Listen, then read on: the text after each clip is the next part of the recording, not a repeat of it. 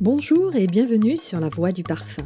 Faire entendre ce qui habituellement se sent, voilà ce que je propose dans ce podcast consacré au parfum. Écouter les fragrances, imaginer les effluves, se laisser porter par la voix et inviter l'ouïe et l'odorat à se donner rendez-vous avec votre imaginaire. Quel programme! Laissez-vous transporter par les parfums et les mots et savourons ensemble cette rencontre avec le parfum au travers d'interviews aussi passionnantes qu'inspirantes.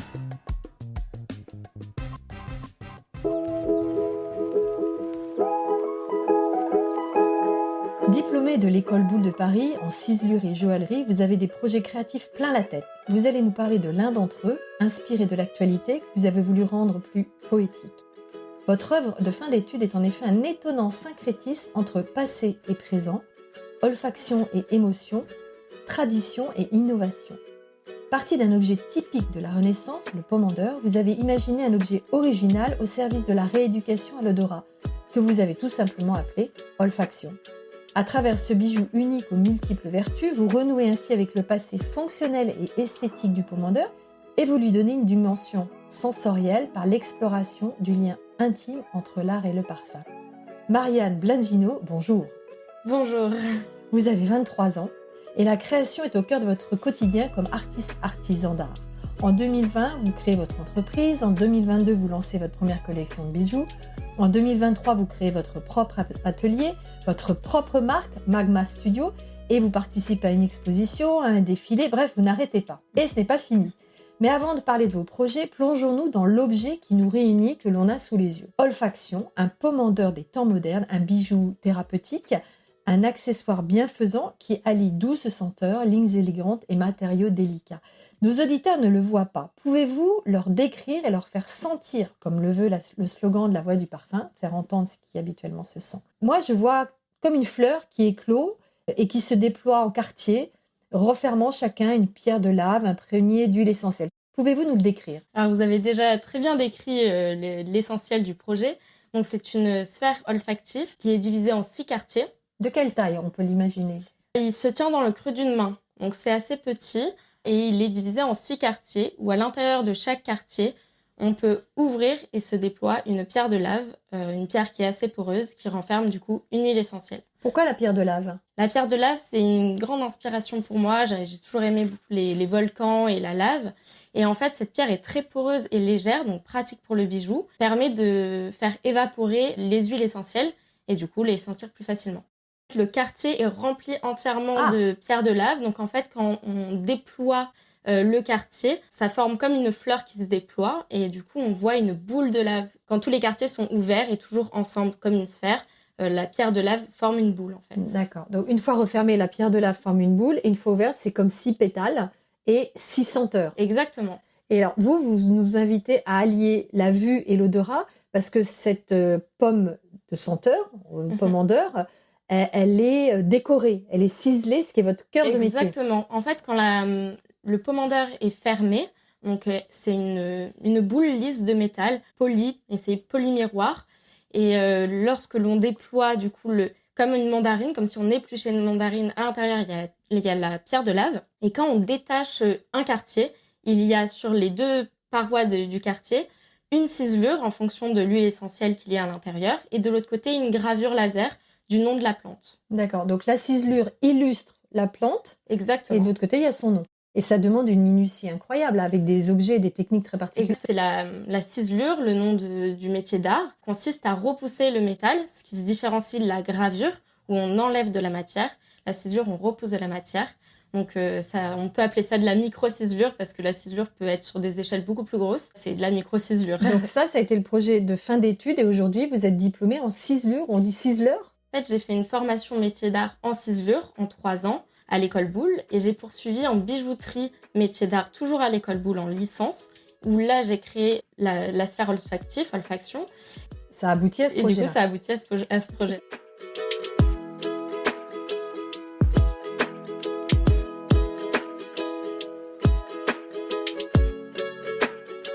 Qu'est-ce qui vous fascine dans ce métier? J'ai vu une vidéo dans laquelle il y a vraiment une minutie, moi, que j'admire, parce que ça demande beaucoup de concentration. Qu'est-ce qui vous a fasciné dans le choix de cette spécialité, finalement?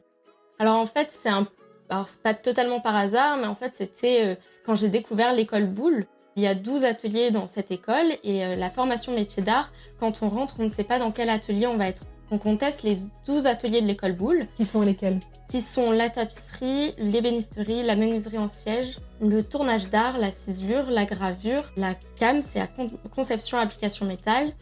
Parmi eux, vous avez eu un coup de cœur pour la ciselure. Et parmi eux, voilà, j'ai présenté mes 3 ateliers préférés, dont la ciselure, et j'ai été attribuée en ciselure, qui était mon deuxième choix à l'époque. Et vous avez travaillé combien de temps sur la ciselure alors, dans le cadre de vos études? J'ai fait 3 ans en ciselure.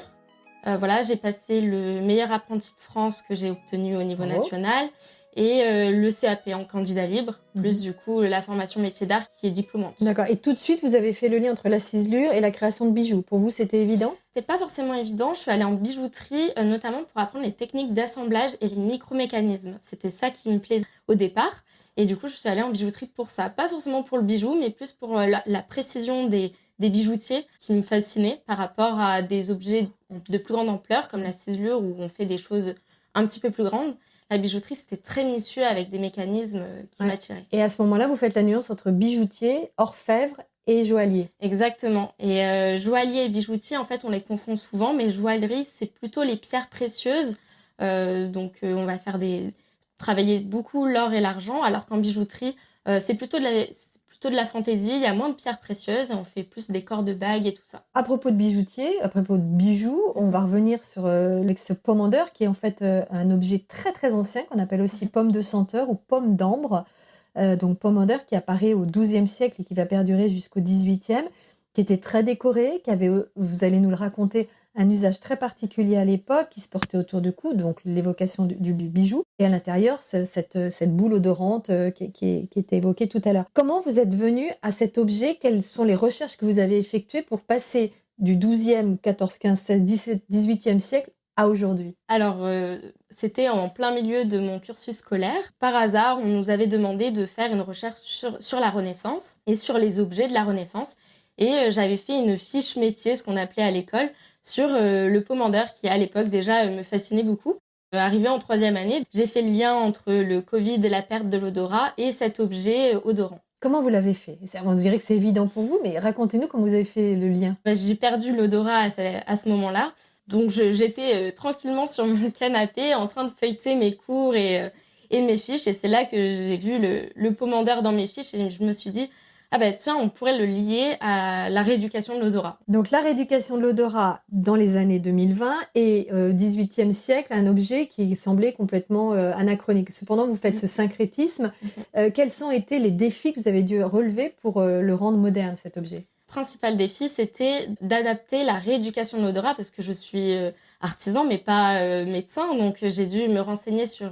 qu'est-ce qu'était la rééducation de l'odorat. Donc, j'ai interviewé 2 patients qui ont suivi un protocole de rééducation, notamment le protocole de rééducation de anosmie.org. Et du coup, j'ai suivi totalement leur protocole et en essayant de le réadapter au pommandeur. J'ai eu de la chance, il y avait 6 senteurs pour se rééduquer à l'odorat. Quelles sont ces senteurs? Il y a l'huile essentielle de menthe poivrée, de clou de girofle, de citron, de rose, de café et eucalyptus. C'est ça. D'accord. Vous avez suivi ce protocole? Moi-même, pas spécialement parce que j'ai retrouvé l'odorat très rapidement au bout de 4 jours. Mais par contre, les 2 patients que j'ai interviewés ont suivi ce protocole. Et en fait, ils m'ont donné plein de points négatifs de ce protocole, malgré que les points positifs, c'est que l'odorat s'améliore. Et les points négatifs, c'était quoi? C'était le manque de régularité, du fait qu'en fait, ils n'avaient pas tout le temps l'odeur sur soi, qu'ils n'avaient pas envie de rentrer chez eux le soir forcément pour faire ça. Le matin, ils étaient pressés de partir. C'est des flacons et ils doivent les sentir un par un, une fois à l'aveugle, puis une deuxième fois en regardant le nom de la plante. C'est pour ça que mon pommandeur est lisse d'extérieur et qu'il est rond, pour qu'on ne sache pas où sont cachées les senteurs, qu'on sente une première fois sans regarder l'ornement et le nom, comme si on pelait la mandarine. On a juste à ouvrir le quartier qui se déploie en fleurs. On sent une première fois, on referme, on fait ça sur les 6 quartiers. Et ensuite, on enlève le quartier et là, on peut voir l'ornementation et le réouvrir et s'imaginer lier les deux, en fait, l'ornementation, le nom de la plante et l'odeur. On sent une première fois toutes les odeurs à l'aveugle, sans savoir ce que c'est. Alors bien sûr, c'est très difficile parce que quand on a perdu l'odorat, on sent rien, pratiquement rien. Donc en fait, les personnes vont juste essayer de percevoir quelque chose une première fois, sans savoir ce que c'est, juste percevoir l'odeur. Et une deuxième fois, là, on le prend et on essaye de lier voilà, le souvenir de la plante à l'odeur qu'on arrive peut-être à percevoir. Donc ça, c'est le point commun avec le protocole. Mais là, on vous disait, la deuxième contrainte, c'est de l'avoir tout le temps sur soi, de pas faire ça 5 minutes le matin, 5 minutes le soir, mais de pouvoir être accompagné toute la journée de ces odeurs. Et là, vous vous êtes dit, il y a une chose à faire, il y a une idée. Et là, j'ai pensé le pomander porté, tel un bijou. Le pomander, à l'époque de la Renaissance, il était porté toute la journée. Juste, on n'enlevait pas, il n'y avait pas des quartiers spécifiques. Alors, il y avait des pomanders, des vinaigrettes. Et c'était vraiment des petits objets précieux, encore plus petits que mon objet à moi. Et en fait, ils se portaient soit en bracelet, soit en collier, mais c'était la totalité de l'objet qu'on portait. Et là, moi, dans mon protocole, ce qui est différent, c'est qu'on porte une seule odeur à la fois. Voilà, et on essaye de le sentir le plus régulièrement possible dans la journée.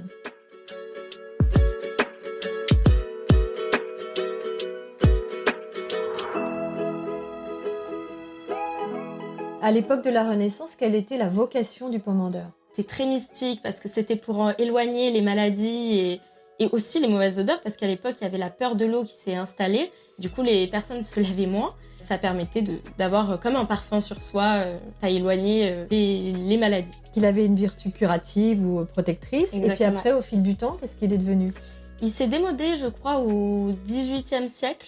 Il est passé de mode, tout simplement. Il a été aussi un objet de séduction parce qu'il a été un objet ciselé, certes, ça c'est le point commun. Et certains avaient aussi, ou on en a retrouvé d'ailleurs, ou sont dans des collections avec des pierres précieuses, avec des décorations beaucoup plus élégantes. Oui. C'était la haute classe qui les portait. Alors forcément, c'était orné de pierres précieuses. C'était en or, en argent.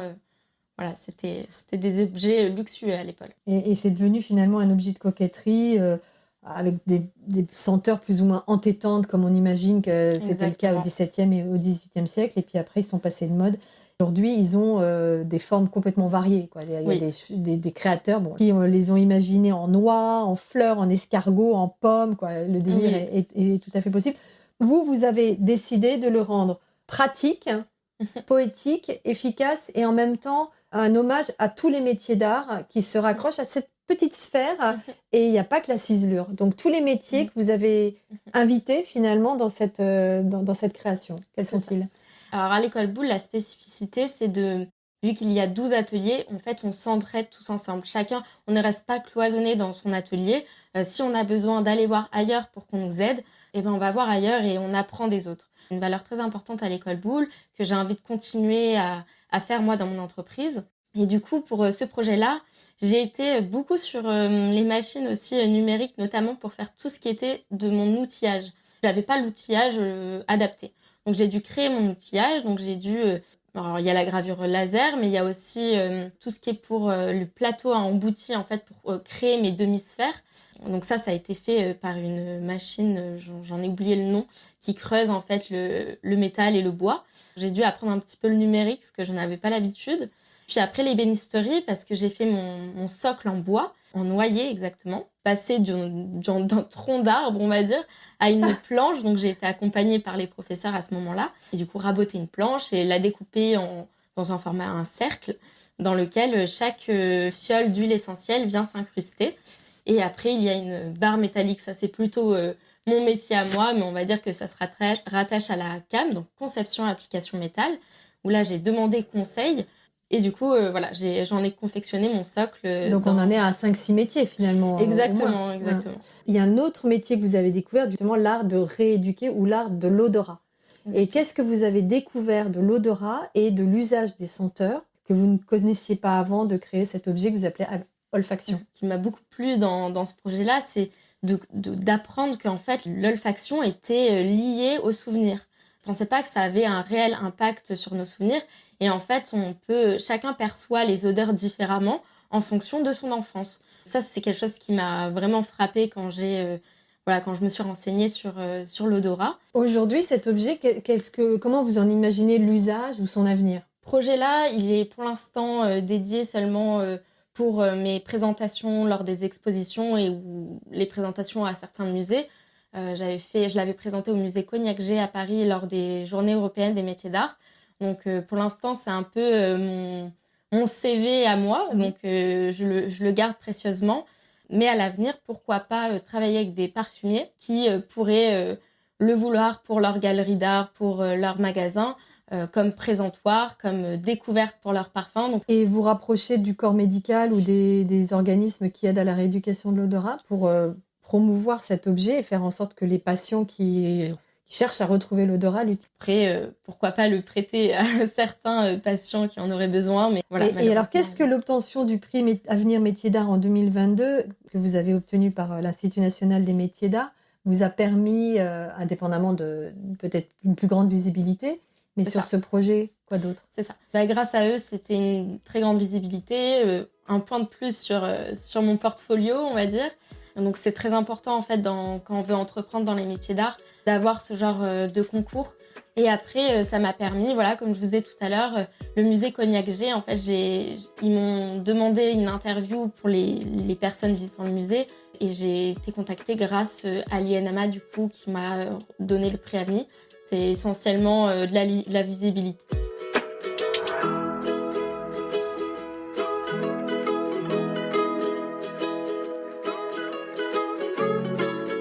Donc en attendant de trouver le financement ou l'entreprise de fabrication qui vous suivent dans la création en petite ou moyenne série de cet objet, vous vous concentrez sur votre activité, ce que vous m'avez dit tout à l'heure, qui est la création de bijoux, votre marque. Où est-ce que vous en êtes aujourd'hui? C'est deux pôles créatifs, on va dire. Donc mon entreprise, elle est à mon nom, Marianne Blandino. Et j'ai créé ma marque de bijoux Magma Studio. Mais je différencie vraiment les deux parce qu'il y en a un où je vais faire des pièces uniques, où je m'adresse plutôt au marché de l'art, à des entreprises qui voudraient peut-être une création unique. Et le bijou, c'est vraiment en complément où je peux exprimer ma créativité pleinement, où je collabore pas forcément avec d'autres artisans. En fait, ce que je veux faire, c'est moderniser ce savoir-faire rare qui est la ciselure en l'appliquant à des produits d'aujourd'hui. Tout ce qui peut me permettre de moderniser ce métier, voilà, j'y vais. Et quel serait l'objet contemporain que vous auriez envie de moderniser grâce à la ciselure? Comme ça, un rêve. Alors là, actuellement, je suis en train de faire un corset. Alors, c'est contemporain et pas contemporain parce que c'est ancien, mais alors ça revient à la mode aujourd'hui.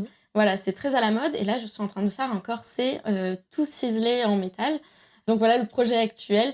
Mais c'est vraiment en fonction des collaborations qui peuvent se présenter à moi et des idées que je peux avoir sur le moment et de la mode actuelle. Et quelles sont les autres matières que vous avez envie de travailler? Parce que là, on parlait de la lave, on parlait en quoi est fait le pommandeur que vous avez créé? Alors, il est fait en laiton. En laiton, voilà. Là, vous parlez de bottier, pardon, et de cuir. Là, on est dans le métal avec le corset. Alors moi, je travaille toujours dans le métal. Voilà, c'est le point commun. C'est ça. Après, ça peut m'arriver typiquement de la pierre de lave en complément. Donc voilà, c'est quelque chose que j'apprends un peu à tailler, mais c'est compliqué. C'est pas du tout traditionnel puisque la pierre de lave s'effrite. C'est pas une pierre précieuse. Donc en fait, même un joaillier ne saurait pas forcément tailler cette pierre parce que c'est plus contemporain là et expérimental. Donc moi, j'aime bien la pierre de lave parce que c'est aussi une pierre de ma région. J'ai mon atelier maintenant qui est en Auvergne, au Mont d'Or, donc au pied des volcans. Je trouve la pierre de lave dans mon jardin. Donc en fait, depuis que je suis assez jeune, j'aime beaucoup les volcans et la lave m'a toujours fascinée. Donc dans le métier du métal, il y a cette notion à la chaleur et au chalumeau, à la flamme. Donc, c'est quelque chose que j'adore et c'est très relié finalement à la chaleur de la lave. Cette espèce de coulée qui s'étend, qui après la terre où elle renaît avec certaines fleurs. Enfin, ça crée un décor terrestre incroyable.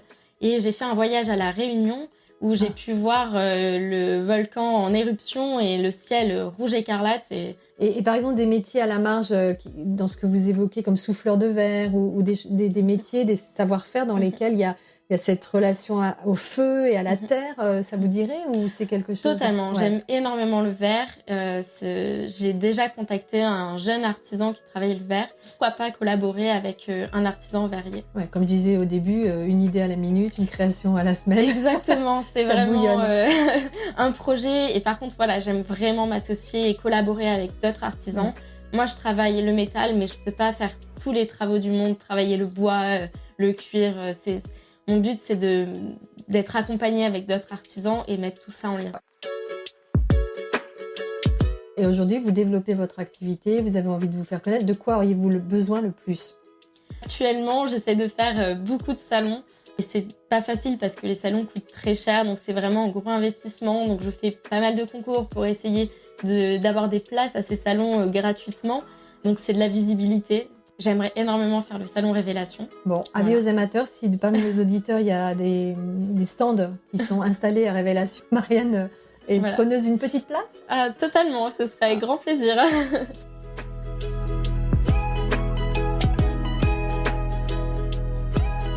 Et plus loin, comment vous voyez l'avenir de votre activité? Mais pourquoi pas, là je m'intéresse beaucoup aux galeries d'art et les vendre comme œuvres d'art. Mais à côté de ça, il faut que je produise mes créations et j'essaye de trouver quelque chose dans lequel je vais m'épanouir, qui ait une âme créative dans chacune de mes pièces. Et voilà, les galeries d'art, le monde de l'art. Il vous est ouvert, le monde de l'art, et avec votre jeunesse et votre imagination, on n'a aucun doute que ça va marcher. Merci Marianne. Merci à vous.